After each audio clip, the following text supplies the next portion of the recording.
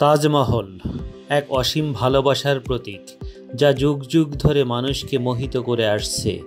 একবার ভাবুন তো, সেই ভালোবাসার প্রতিচ্ছবি যদি আপনার নিজের দেশেই দেখতে পাওয়া যায়, তাহলে কেমন হয়? হ্যাঁ প্রিয় দর্শক, তারই লক্ষ্যে আজ আমরা চলে আসলাম বৃষ্টি ছেনাত দিনে বাংলার তাজমহল, অর্থাৎ পৃথিবীর প্রাচীন সপ্তাশ্চর্যের মধ্যে অন্যতম ভারতের আগ্রার তাজমহলের মতো করে বাংলাদেশের নারায়ণগঞ্জ জেলার সোনারগাঁও উপজেলার পেরাব গ্রামে নির্মিত বাংলার তাজমহলে। এবার জেনে নিই কীভাবে আসবেন এখানে। ঢাকা থেকে বাংলার তাজমহলের দূরত্ব মাত্র 20 কিলোমিটার। ঢাকা চট্টগ্রাম রুটে বাসে চড়ে মদনপুর বাস স্ট্যান্ডে এসে সেখান থেকে অটো রিকশায় জনপ্রতি 30 টাকা ভাড়ায় তাজমহল আসতে পারবেন। আবার 300 ফিট রাস্তা দিয়ে ভুলতায় এসে সেখান থেকে অটো রিকশা করে তাজমহল আসা যায়, অথবা ঢাকা সিলেট মহাসড়ক দিয়ে বরপা বাস স্ট্যান্ড নেমে সিএনজি বা অটো রিকশা করে তাজমহল আসতে পারেন। তাজমহল ও পিরামিডের প্রবেশ মূল্য একসাথে পরিশোধ করতে হয়।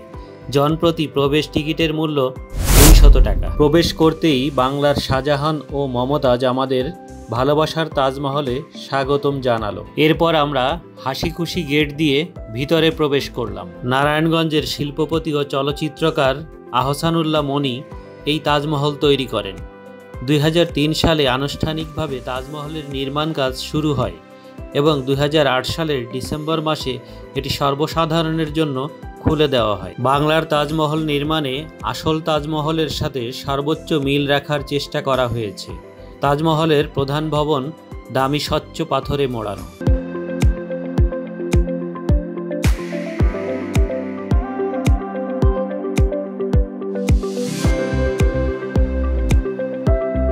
একটা গুরুত্বপূর্ণ তথ্য দিয়ে রাখি, বাংলার তাজমহলের অভ্যন্তরে আহসানুল্লাহ মনি এবং তার স্ত্রী রাজিয়ার কবরের স্থান সংরক্ষণ করা আছে, অর্থাৎ তাদের মৃত্যুর পর এখানেই তাদের সমাহিত করা হবে। আগ্রার তাজমহলের মতোই মূল ভবনের 4 কোণে 4টি বড় মিনার রয়েছে, আর ভবনের সামনে রয়েছে পানির ফোয়ারা, ফুলের বাগান এবং দর্শনার্থীদের বসার স্থান।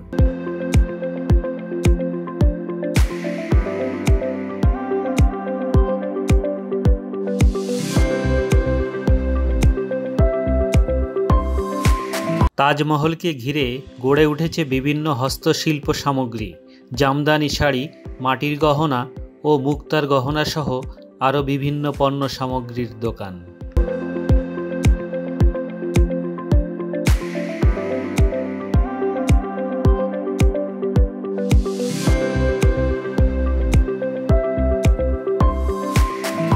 বাংলার তাজমহল নির্মাণের কারণ হিসাবে আহসানুল্লাহ মনি বলেন, এই তাজমহলের রেপ্লিকাটি তৈরি করা হয়েছে যেন তার দেশের দরিদ্র মানুষ, যাদের ভারতে গিয়ে প্রকৃত নিদর্শন দেখার সামর্থ্য নেই, তারা যেন তাজমহল দেখার স্বপ্ন পূরণ করতে পারেন নিজের দেশে থেকেই।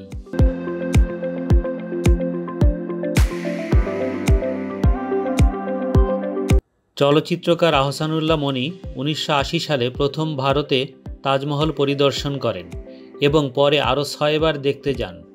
তিনি এর উপর এতটাই মোহিত হয়েছিলেন যে তিনি একদল ইঞ্জিনিয়ার নিয়োগ করেন এবং তাজমহলের আকার এবং ডিজাইন দেখার জন্য তাদের ভারতে পাঠান।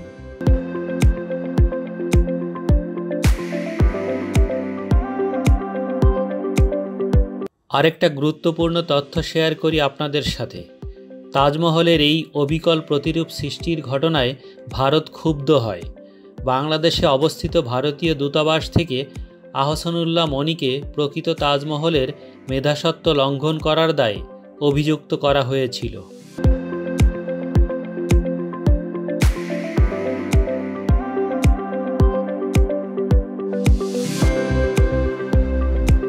বাংলার তাজমহলের পাশেই নির্মাণ করা হয়েছে মিশরের পিরামিডের প্রতিরূপ, 250 বিশিষ্ট cinema hall, Rajmani film city, ক্ষুদিরামের ফাঁসির মঞ্চ সহ আরও অনেক কিছু।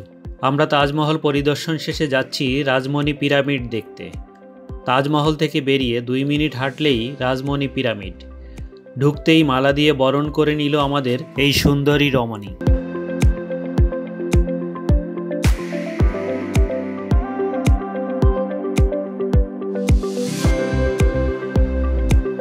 প্রথমেই আমাদের সামনে পিরামিড। প্রাচীন মিশরের পিরামিডগুলো খুবই বিখ্যাত। যা মূলত সমাধি হিসাবে ব্যবহৃত হতো। তেমনি মিশরের পিরামিডের আদলে তৈরি করা হয়েছে রাজমণি পিরামিড।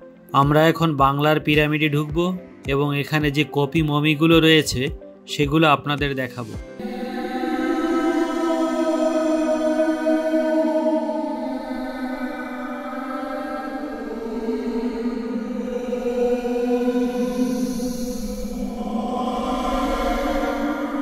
সত্যি কথা বলতে এখানের যে ভুতুড়ে পরিবেশ তা আপনাকে ভয় পাওয়ানোর জন্য যথেষ্ট।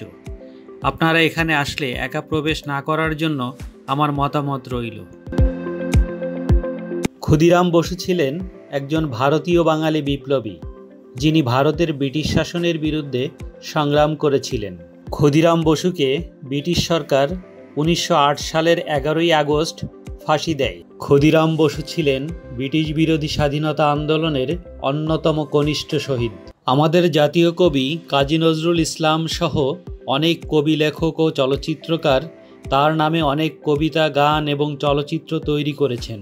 অন্যায়ের বিরুদ্ধে লড়ো, না লড়তে পারলে বলো, না বলতে পারলে লেখো, না লিখতে পারলে সঙ্গ দাও, না সঙ্গ দিতে পারলে যারা এগুলো করছে তাদের মনোবল বাড়াও, যদি তাও না পারো যে পারছে তার মনোবল কমিও না, কারণ সে তোমার ভাগের লড়াই লড়ছে। কথাগুলো বলেছিলেন ব্রিটিশ সরকারের বিরুদ্ধে সংগ্রাম করে হাসি মুখে ফাঁসির মঞ্চে ওঠা সেই ক্ষুদিরাম বসু।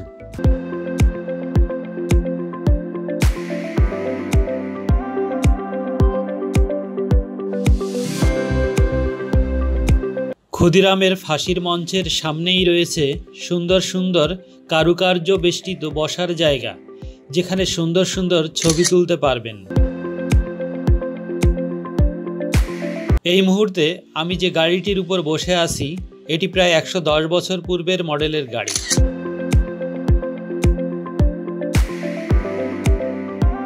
ক্ষুদিরামের ফাঁসির মঞ্চের পাশেই রয়েছে রাজমণি ফিল্ম প্রোডাকশন এবং রঙিন মাছের মেলা। প্রিয় দর্শক, এখানে দেখতে পাচ্ছেন পুরনো দিনের চলচ্চিত্র নির্মাণের ক্যামেরা, টেপ রেকর্ডার, প্রজেক্টর ইত্যাদি।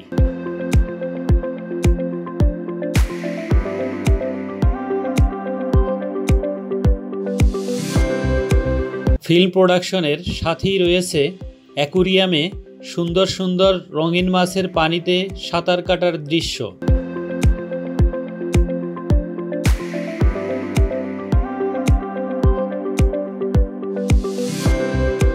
রঙিন মাছের মেলা থেকে বের হয়েই চোখে পড়বে রাজমণি পালকি এবং বাচ্চাদের ট্রেন রাইড, যার রাইড মূল্য জনপ্রতি 50 টাকা। এবার আমরা যাব রাজমণি ফিল্ম সিটি। এখানে এক এক করে দেখব বেহুলার বাসর ঘর, মনসা মঙ্গল, নদের চাঁদ কুমির, আধুনিক গ্রাম, গাজীপুর ভাওয়াল রাজবাড়ি, সিনেমা হল ইত্যাদি। এটা বেহুলার বাসর ঘর। প্রাচীন বাংলার লোককাহিনী মনসা মঙ্গল কাব্যের প্রধান চরিত্র বেহুলা ও লক্ষিন্দরের বিয়ের পর তাদের বাসর ঘর এটি। লক্ষিন্দরকে সাপে কাটতে পারে এই ভয়ে চাঁদ সওদাগর লোহার বাসর ঘর তৈরি করেছিলেন, কিন্তু মনসা দেবী তাতেও প্রবেশ করে এবং লক্ষিন্দরকে হত্যা করে।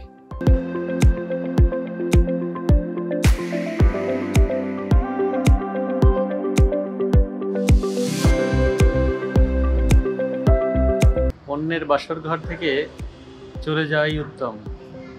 মনসা মঙ্গল, যেখানে দেবী মনসার পূজা ও মাহাত্ম্য বর্ণনা করা হয়েছে। এই কাব্যের প্রধান চরিত্র মনসা, যিনি সর্পদেবী হিসেবে পূজিত হন।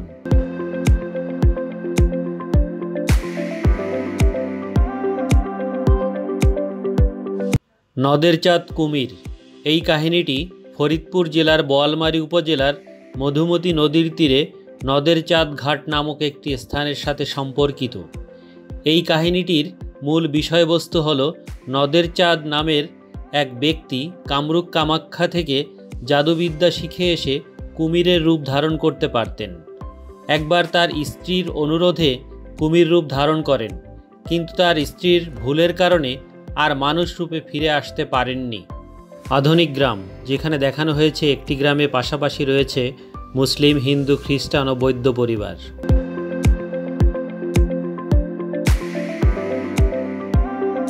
এটা গাজীপুর ভাওয়াল রাজার বাড়ি। গাজীপুর ভাওয়াল রাজার বাড়ি অবিভক্ত ভারতবর্ষের বাংলা প্রদেশের ভাওয়াল রাজ্য বর্তমানে গাজীপুর জেলায় অবস্থিত একটি রাজবাড়ি। বর্তমানে এই বাড়িটি জেলা প্রশাসকের কার্যালয় হিসেবে ব্যবহৃত হচ্ছে। সিনেমা হল, এখানে প্রচারিত হচ্ছিল স্বল্পদৈর্ঘ্য চলচ্চিত্র ক্ষুদিরামের ফাঁসি।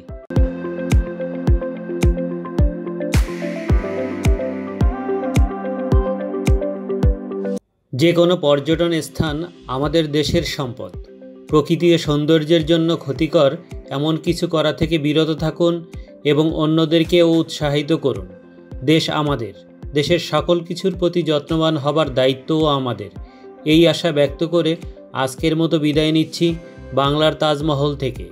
দেখা হবে পরবর্তী নতুন কোনো বিশেষ ব্লগে। সেই পর্যন্ত সবাই সুস্থ থাকুন, নিরাপদে থাকুন। আল্লাহ হাফেজ।